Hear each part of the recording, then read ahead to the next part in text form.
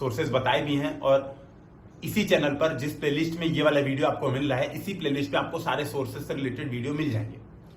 तो मैंने बताया है, उसमें एक जो रूल है ना दोस्तों, बहुत महत्वपूर्ण है, वो ये है वन सोर्स रूल। एक से ज्यादा सोर्स से कभी पढ़ाई मत कीजिएगा, बहुत बड़ी प्रॉब्लम में आप फंसेंगे। क्यों?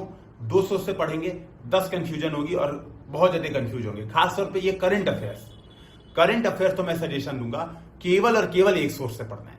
चाहे आप आईएएस का एग्जाम दे रहे हो या पीसीएस का एग्जाम दे रहे हो, आपको विजन आईएएस की मंथली मैगजीन अगर हो पाए तो आप उसको फॉलो कीजिए, या आप जो भी मैगजीन फॉलो करते हैं केवल एक मंथली मैगजीन फॉलो कीजिए। 2 मंथली मैगजीन, 3 मंथली मैगजीन की एकदम जरूरत नहीं है, केवल स्ट्रिक्टली एक पे स्टिक रहिए। क्योंकि कई बार क्या होता है, डेटा बहुत ज्यादा चेंज होता है, इस मैगजीन में कुछ दिया, उस मैगजीन में कुछ दिया है, और आप उसकी वजह से बहुत ज्यादा परेशान होते हो।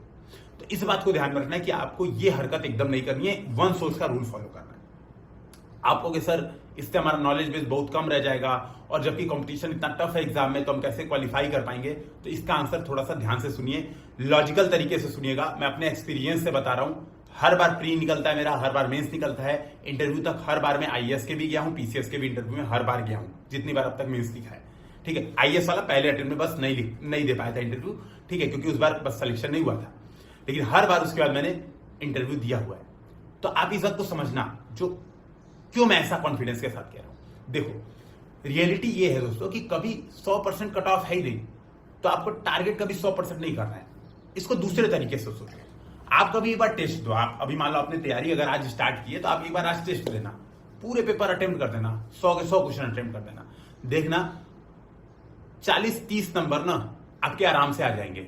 किसी एक गधे से बच्चे को बैठा देना, बोलना भाई इसलिए पेपर सॉल्व कर। कोई ग्रेजुएशन का बच्चा मिल जाए जिसने कभी यूपीएससी सिविल सर्विसेज की तैयारी ना की हो, केवल न्यूज यूज पढ़ता हो, कुछ कभी मतलब बस इंजॉय किया हो जिंदगी वो, उसको दे देना कि ले भाई पूरे 100 क्वेश्चन तुमको सोचने हैं, 2 घंटे का समय लो, सोच सोच के करो, देना 30-35-40 नंबर वो भी ला देगा, है ना।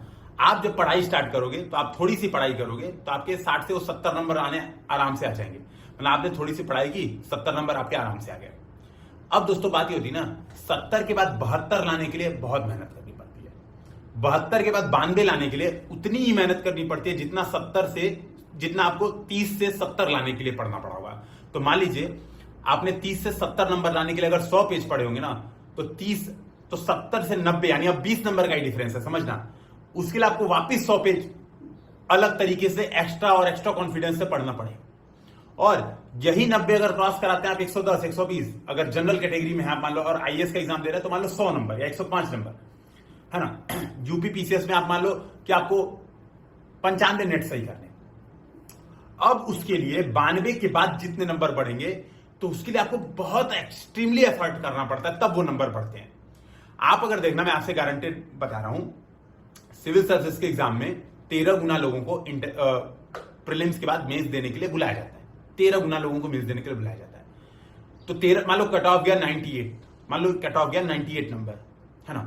तो 97 और 98 के बीच में 10,000 लोग रहते हैं।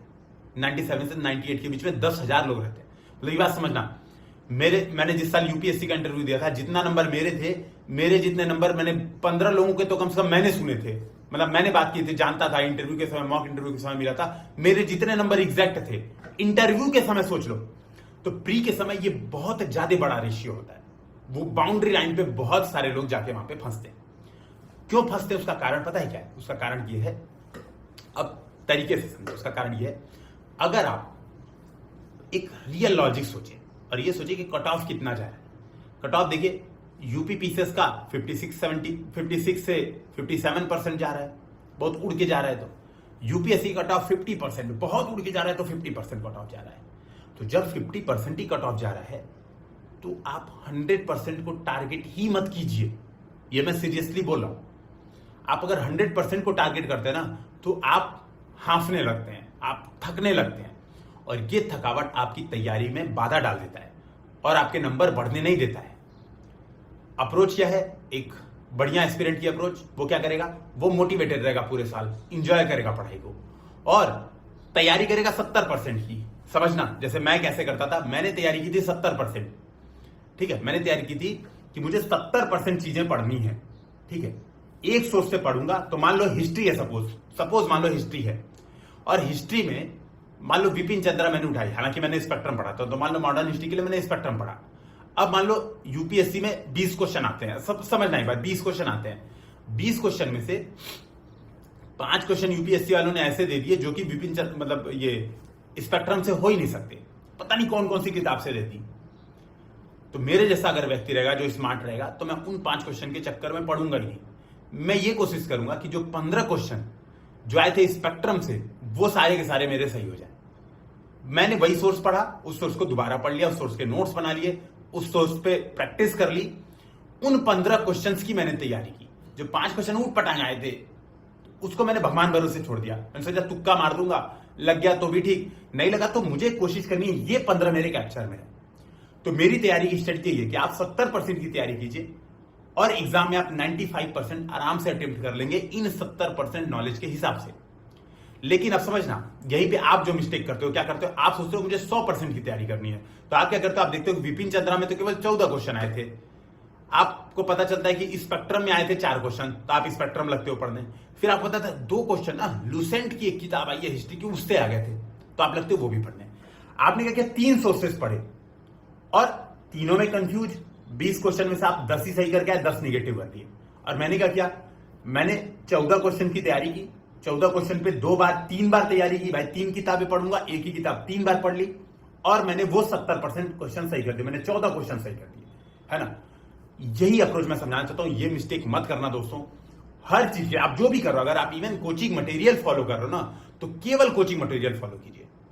टेस्ट लगाइए ज्यादा से ज्यादा, ताकि आप एग्जाम में ज्यादा से ज्यादा question, number of question attempt कर पाए।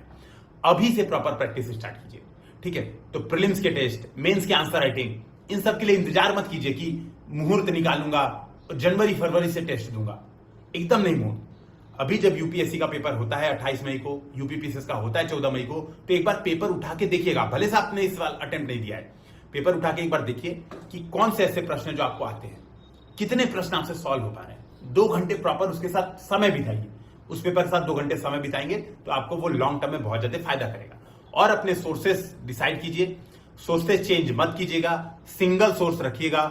हमेशा अंदर से विश्वास रखिएगा कि मेरा सोर्सेज एनफ है। क्यों एनफ है, क्योंकि मैंने बता दिया कट ऑफ यार जा ही नहीं रहा 100%, तो क्यों पढ़ना है 100%, क्यों सोचना है कि नहीं ये वाला क्वेश्चन इस किताब से आया था तो इस क्वेश्चन की तैयारी के लिए मैं वही किताब पढ़ूंगा, जबकि मुझे पता है कि अगले साल ये वाला क्वेश्चन नहीं आएगा और वो वाली किताब भी नहीं आएगी।